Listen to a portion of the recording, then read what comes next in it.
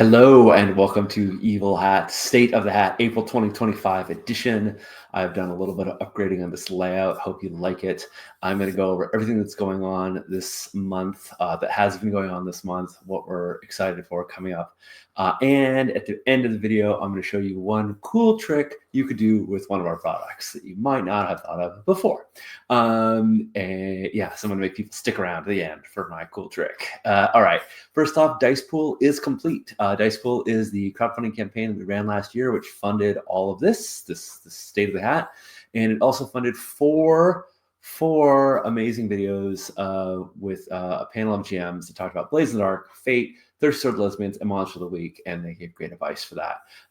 If you want to view those videos, you still can. If you have a Moonbeam membership, you can join our realm and do it.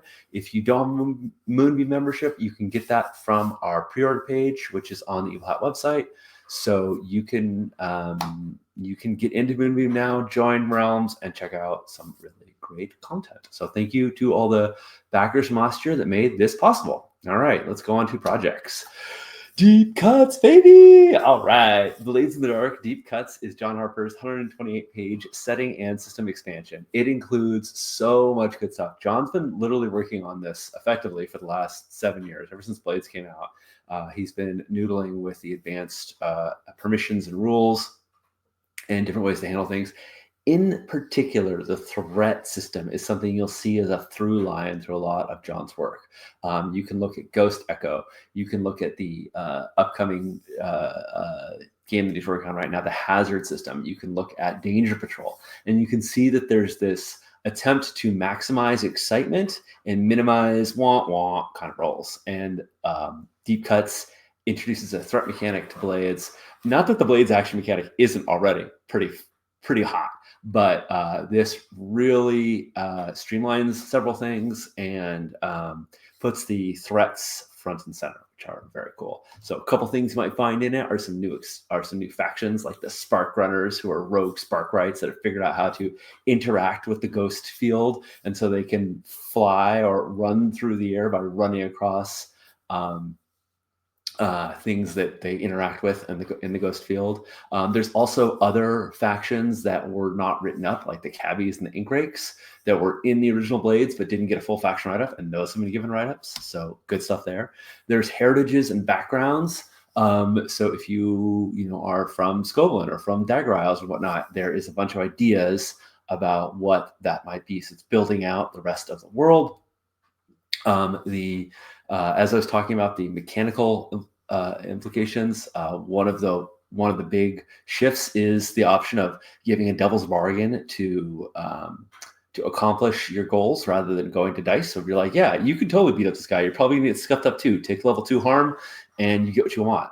And so it just kind of like takes those, like, is this exciting? Is this something we want to roll on? Is this something we want to marshal our dice about? Or is this something where we're like, oh, we want to get to the next cool beat of action? Like, what does he say once you've captured him? So there's tons and tons of great rules variants for Deep Cuts.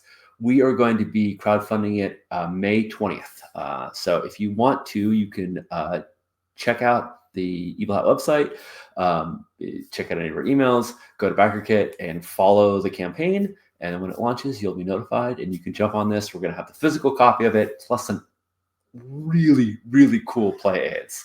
We're looking at maps, we're looking at a campaign journal, and we're looking at a very sweet Blades in the Dark deck of cards. So good stuff. Blades 68, continuing the Blades theme. Blades 68, the playtest is wrapping up right now. It's April 27th as I speak, somebody's birthday, and it is in 3 days. We're going to be wrapping up the playtest for Blade 68, and then it goes to back to Tian Deng to make all the revisions based on the feedback that he's gotten from playtesters. So playtesters, you've been fantastic. Thank you. If you're a playtester, you're awesome. And yeah, we're so excited to continue growing Blade 68. I'm running an active campaign of it, and oh man, I love it so much. We've just done so many cool things. It plays so cool. It plays so nicely with the timeline. There's a lot of things in Deep Cuts that kind of hint at 68, and there's a lot of things in 68 that like push back towards deep cuts, and there's stuff going on in the Dagger Isles that connects the two. Very cool stuff. Just to show off a few bits inside, deep cuts has something called cold opens, which are like starting situations, but they have they're kind of like ready to jump into right off the bat. Last month I shared with you the cold open called the Alluvium Affair. This month I'm just going to give you a little teaser for 1,000 Feet Above Deathfall. Half of the crew is in some luxury location being wined and dined. The other half is being showed an airship when it explodes and everything goes to hell and handbag. I've run this a couple times now. I'm going to keep running it at cons. I love it. I love it. I love it. And then Escaping the Mind's Eye is a cold open that takes place inside the resonance field. So your characters are trapped within, and can they escape? Very cool stuff. All right, continuing along with more and more good Blade stuff. Dagger Isles is still in development. We've done so many cool things. We've expanded the crews from 2 crew types, the Liberators and the Night Riders, to 4 crew types. Liberators are actually gone because at this point now all of the crews are focusing. The whole focus of the Dagger Isles is repelling the Empire's control, and so we have, instead of it being sort of a generic. Not generic, but instead of the Liberators being the ones who are doing it, now all the crews have that focus, but they're all divided up by their backgrounds and their modes and their connections to the world. So very, very cool stuff. We're also working on Empire sheets, which is kind of the antithesis of the crew sheet. While the crew sheet shows all the things you've accomplished, the Empire sheet is all the horrible stuff that's going on and getting worse.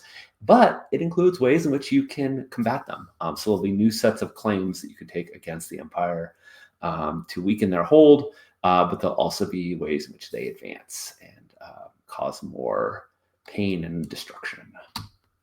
All right, not Blades, but staying in the Forged in the Dark category, if you were a Girl by Moonlight backer, you would have received the Zine by Moonlight, which is 6 zines in a single collection, 6 zines that have essays, art, and all kinds of great stuff about magical girls. Well, we love this book so much that we decided to make a print version of it.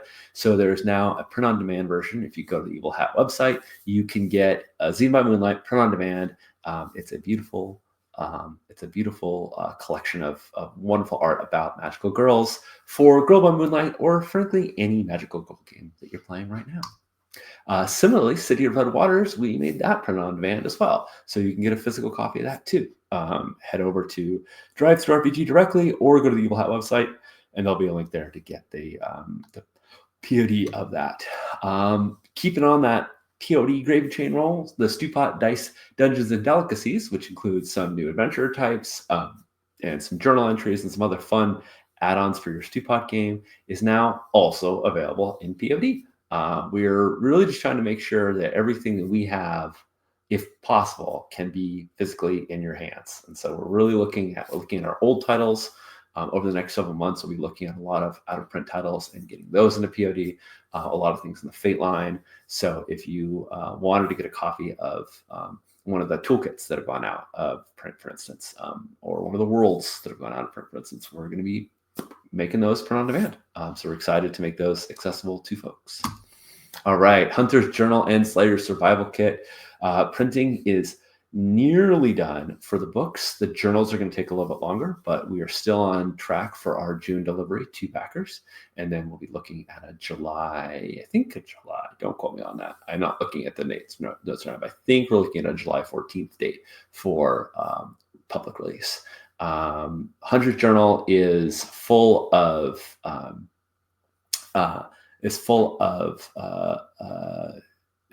advice and hunter-specific storylines that you can introduce. You're like, I really want to bring this focus to my hunter. As an action scientist, I really want to delve into what that means to be that playbook. And there are specific mysteries that are tied to each playbook. There's 2 per playbook. And since we now have 33 playbooks from once a week, that's 66 mysteries that are hunter specific, as well as advice. Slayer Survival Toolkit has all kinds of new cool rules, gear, team playbooks, new playbooks, which are covered in the Hunter's Journal, There's so much good stuff in them. Both of these are a really wonderful tool that are oriented for and designed for hunters. Our past two products, Codex of Worlds and Tome of Mysteries, were really keeper focused, and now we're coming out with these two books that are very hunter focused. So we really want to give something to everyone. Tomb Raider is still under development. I'm playing an internal playtest game right now, and it is hot. It's fire. We're doing a lot of get the text to be as honed and focused as it can be, get the procedures as tightly bound as it can be. We have all the adventures written at this point, but we are still playtesting them internally because we really want to make sure that they all move. All the adventures, because there are these big adventures with lots of complex parts, but our mantra, our agenda, playing to find out, means that nothing can be required and nothing can be in any kind of particular order. So there's all these elements, and it's really like, well, what locations or NPCs or factions or nemesis or threats do you want to introduce? So you have this big like smorgasbord of tools and options that you throw out as the game dictates it, or that you're excited about it, or the players are investigating it. And so you're not forced around any particular path. Instead, you have all these different ways to find the final tomb, to get inside it, and to reach the heart of the tomb and the mythic artifact within. Very, very excited about the development on Tomb Raider. Good stuff. Umdaar, Planet of Swords, Super Science, and Sorcery is still in the post playtest revision, or the post playtest revision, I think. I don't know if you've seen previous videos, but we put it into layout and we realized that we wanted to do another pass. So we pulled it back out. It's back in text now, and we're doing full heavy edits right now. I've got a second editor working on it, Amanda Valentine, who is amazing.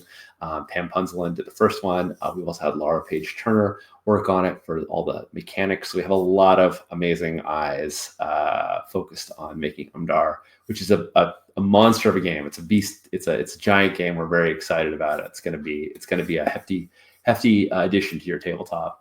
But it's planetary sorcery. It's John Carter of Mars. It's cyborg beast people. It's fighting against the masters and overthrowing them. It's great action, fun stuff. Abyssal is under, this says playtest. I think I just don't have a current version of the cover, but Abyssal is out of playtest. It is in the final bits right now. Ash and Lara are both really working on on both the city playbooks and the character playbooks to give the players and the GM just a full breadth of options within them, and a lot of exposition about what they're doing and what they can do. And so there's a lot of great stuff in there. This is trucking along. We're very excited for it to. It's probably going to be going into editing soon, and that means editing and layout and art and crowdfunding. So keep your eyes on Abyssal. Not far behind it, Rangers of a Broken World. Kat has just turned in the latest draft, and we're got some internal reviews of it right now, and it will also probably be moving forward soon. So very excited. You are Rangers who have connected with a noble demon, and you have these incredible powers, but you also are in a sort of dark, grim fairy tale world where things have gone horribly wrong, and most of the world cannot really be fixed, but people are still in need, and there's a great need for hope, and this is what the game's about. It's about hope. All right, GodKiller by Connie Chang. Oh my goodness, so excited about what Connie's doing. Ray Najati, who was working on Tomb Raider, but also has blessed us with his attention on GodKiller, gave a fantastic system development review report, and Connie's been working through that. And we're also adding C to the project. C is Connie's primary collaborator in terms of working on the game thus far, and so we're really excited to have them join the project as a developmental editor and writer as well. So much good stuff with GodKiller. It's going to be a while until we have something to share, but every time I get updates on it, I'm really, really jazzed for the progress. Tian Deng is, I'd say I don't know. There's a lot that we revised. We really took the original premise of gigs in space, like surviving by doing gigs in space, which felt very Firefly, to looking towards end of life, both for ourselves and for the ship, and what does that mean carrying on what does it mean of our connection tradition? What does that mean of our as we look towards the end of life, but it is not in a like somber way. It's in a kung fu hustle, landlady whoop ass kind of way. So there's a lot of fun scuffles that these 50, 67-year-olds are going to be getting into as they explore space with their immortal godship. Very good stuff, and development on this continues. As the sun forever sets, Riley is still taking in the playtest feedback that she got, and revising and refining and working with Strash, who did Band of Blades and Scumability to really tone the mechanics on those, because Forge and Dark mechanics are they can be like procedurally, they're very intense, and so the goal is to make the procedures very smooth and intuitive. So working on refining that, but the hex crawl horror game of enduring Martian invasion continues to crawl along. And finally, Project Perseus is still under development. I've been working with John LaBeouf Little, and really excited about all of the updates that they've been doing on the moves, on the agents, on the operators, on the threats, on the cities. So much good stuff in this game. Super spies in the 80s fighting against supernatural. Yeah, so much good stuff. Okay, I promise it to you, and I will deliver. One cool trick. If you happen to be a backer of Deathmatch Island and you got the survival kit, one of the things you got in that kit was a cool, let's get this into focus, was a cool